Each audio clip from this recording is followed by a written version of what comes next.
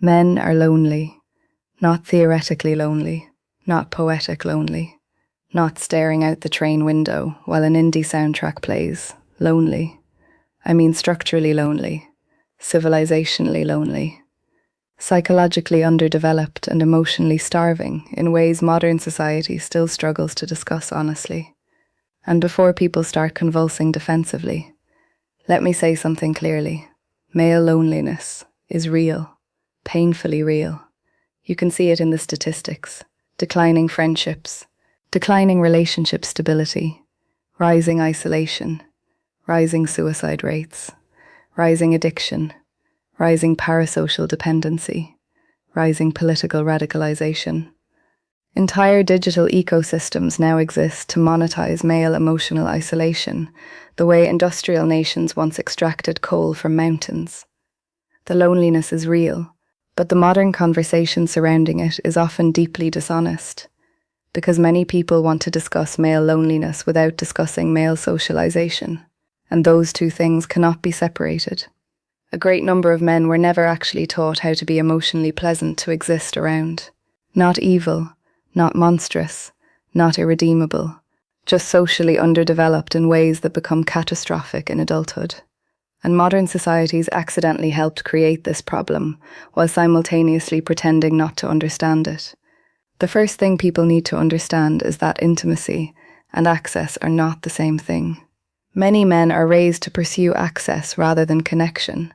Access to women, access to sex, access to status, access to attention, access to emotional labor, access to validation. But intimacy is a completely different skill set. Intimacy requires reciprocity, attention, emotional responsiveness, curiosity, self-awareness, patience, vulnerability without domination. And many men never fully develop those capacities because masculine socialization often punishes the very traits intimacy requires. That is the paradox at the center of modern male loneliness. The traits required to succeed in many male social systems are often the exact traits that sabotage emotional closeness. A boy learns quickly that emotional openness can become social suicide. Weakness gets mocked. Sensitivity gets punished. Neediness gets ridiculed. Fear gets weaponized against him. So he adapts. He develops armor, performance, detachment, sarcasm, emotional minimalism, competitive identity structures. And then decades later he wakes up confused why nobody truly knows him. But how could they? He spent his entire developmental life learning concealment. Many men do not actually know how to be emotionally visible without feeling psychologically endangered. And this creates a devastating contradiction. They crave intimacy while fearing the vulnerability intimacy requires. So they attempt to bypass emotional closeness entirely through achievement, status, sexuality, money, dominance, humor, intellectualism, or control. But none of those things eliminate loneliness. You can sleep beside someone every night and still be emotionally unreachable. Some men spend their entire lives confusing proximity with connection. A woman texts them consistently. She listens to their problems, sleeps with them, lives with them, maybe even marries them. And yet genuine emotional intimacy never actually develops because emotional reciprocity was never learned. This is where entitlement begins infecting the conversation. Because many men are taught very early that if they perform the correct masculine behaviors, emotional access should eventually be rewarded automatically. Get money, get status, get confidence, get muscles, get success. Then intimacy arrives. But human connection is not a vending machine. You do not insert productivity and receive love. And many men become deeply angry when they discover this. Not because they are inherently cruel, but because they were psychologically miseducated. They were taught attraction mechanics instead of relationship psychology, performance instead of emotional literacy, acquisition instead of reciprocity. So now you have entire generations of emotionally isolated men who understand pursuit far better than connection. This is why some men become deeply confused after entering relationships. They think obtaining the relationship was the finish line. But intimacy is not acquisition. It is maintenance. Daily maintenance. Emotional maintenance. And many men have never been trained for that part. They know how to chase, They do not know how to emotionally sustain. One of the darkest realities modern society avoids discussing is that many men are not lonely because they are ugly, short, poor, or socially rejected. Many are lonely because they are emotionally exhausting to interact with long term. Again, people hear that sentence emotionally instead of analytically. They think it means men bad. No. It means many boys are raised without being taught fundamental relational skills. Listening without problem solving, emotional responsiveness, conflict de-escalation, affection without sexual expectation, mutuality, vulnerability without self-pity, conversation without dominance, competition. And because these skills are underdeveloped, many male friendships also collapse over time. This is another enormous issue. Modern male friendship structures are often incredibly fragile emotionally. Many male friendships revolve around activity rather than emotional disclosure. Sport, gaming, work, drinking, shared humor, shared routines, shared environments. But once those environments disappear, the emotional infrastructure underneath is often dangerously weak. Men leave school and realize they no longer know how to make friends. They leave university and discover their social circle evaporates almost overnight. Marriage fails and suddenly they realize their partner was their only genuine emotional support system. Then isolation intensifies, and modern capitalism worsens all of this beautifully, almost artistically. Long work hours, economic instability, digital alienation, algorithmic dopamine dependency, pornography saturation, social media performance culture, declining community structures. Humans evolved in tribes and now exist inside algorithmic isolation chambers, eating processed dopamine until their nervous systems resemble electrical fires. Many men are profoundly lonely while simultaneously becoming less socially capable every year. That combination becomes extremely dangerous psychologically. Loneliness itself changes cognition. People become more paranoid, more defensive, more emotionally reactive, more vulnerable to ideological manipulation, more vulnerable to conspiracy thinking, more vulnerable to resentment-based worldviews.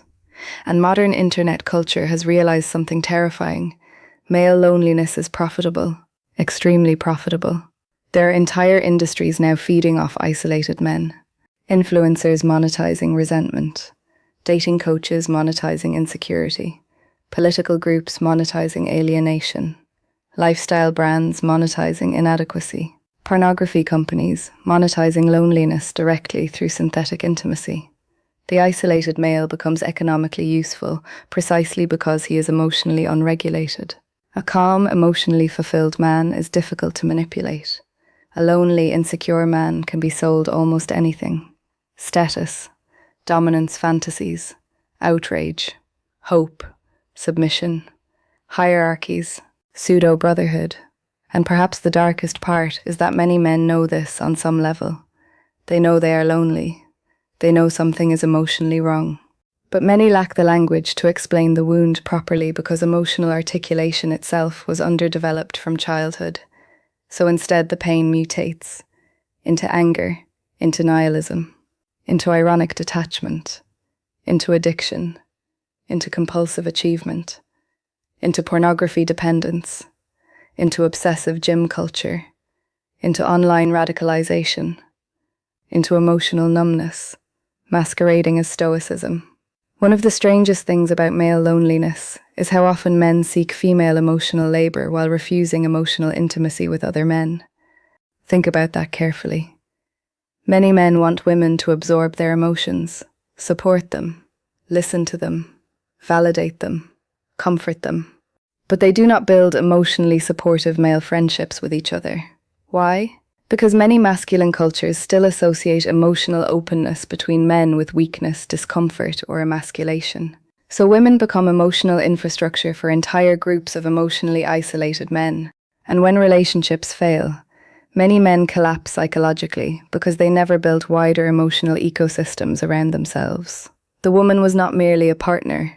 She was therapist, confidant, emotional translator, comfort system, social organizer, affection source, primary attachment figure, sometimes the only attachment figure. That is too much weight for one human being to carry sustainably, especially when reciprocity is weak. And yes, reciprocity matters. A relationship cannot survive permanently as emotional extraction. One of the biggest complaints women quietly express about men is not lack of masculinity. It is emotional asymmetry. The feeling that they are constantly managing the emotional atmosphere, while the man contributes little emotional maintenance himself. Again, many men are not taught these skills. They are taught provision, performance, protection, achievement. But intimacy is not built solely through utility. You can provide financially and still feel emotionally absent. You can be physically present while psychologically unreachable. And many men never realize this until relationships begin collapsing around them repeatedly. Then comes the resentment phase. This is where things become dangerous, because emotionally isolated people often search for explanations that preserve self-image. It is psychologically easier to believe women are shallow, society is broken, dating is rigged, women only want rich men, than to confront the possibility that you may not know how to create emotional safety, emotional reciprocity, or emotional depth.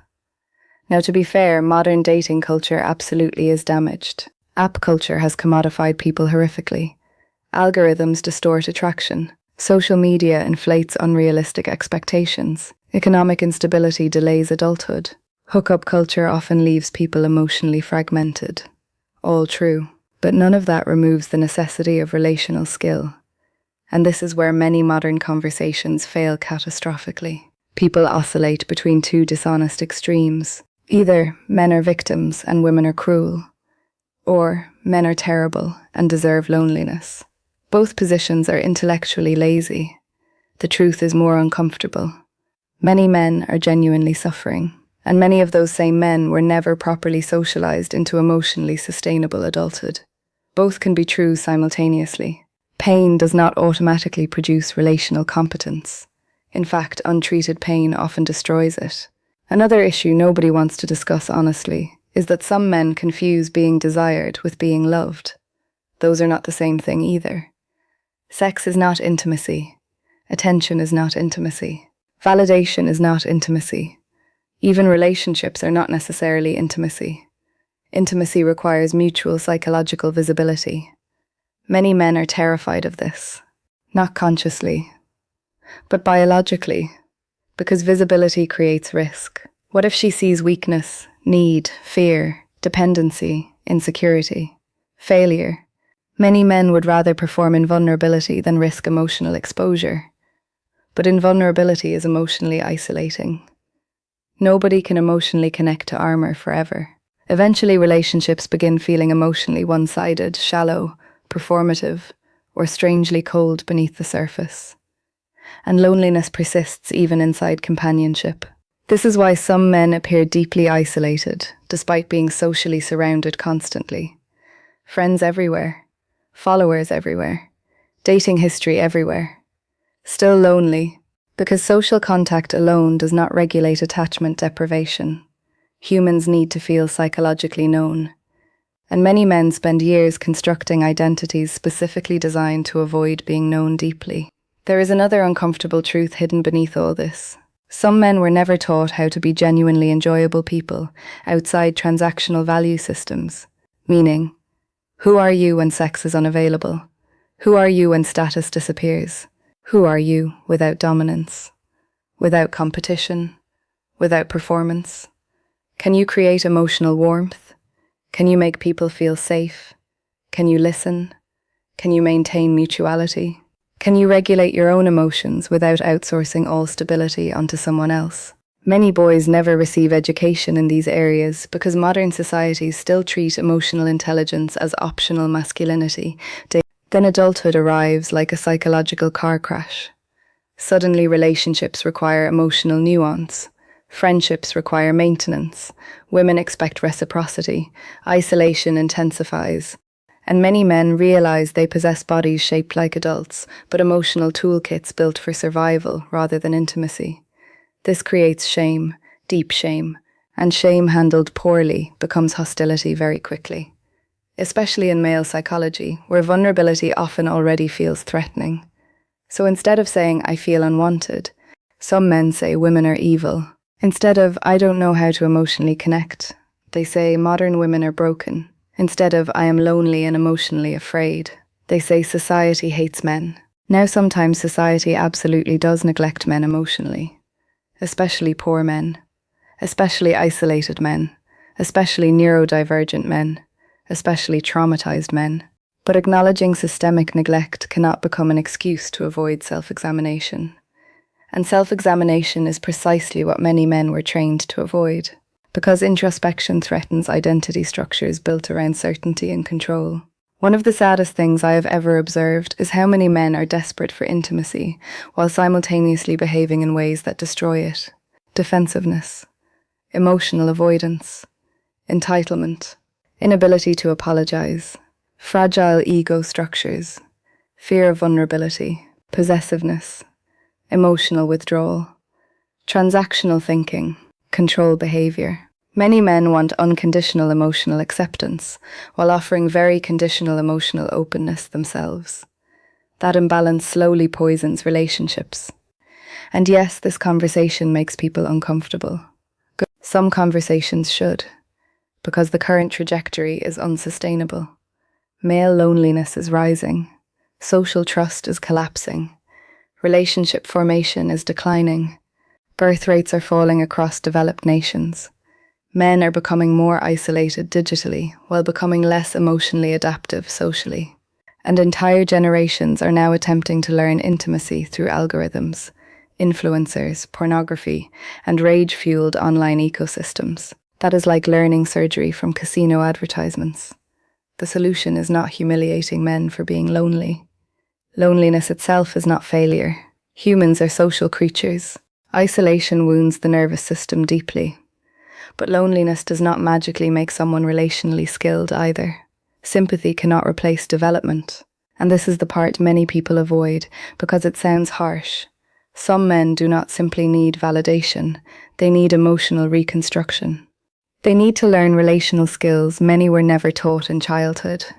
How to listen, how to emotionally reciprocate, how to self-regulate, how to maintain friendship, how to communicate vulnerability without aggression, how to tolerate rejection without collapsing into resentment, how to connect without possession, how to love without domination, how to exist socially without viewing every interaction through status, access, sex, or performance. That is not weakness. That is adulthood. And until more men are taught those skills properly, male loneliness will continue spreading through modern civilization like black mold behind expensive wallpaper. Mostly hidden, slowly toxic, and eventually impossible to ignore.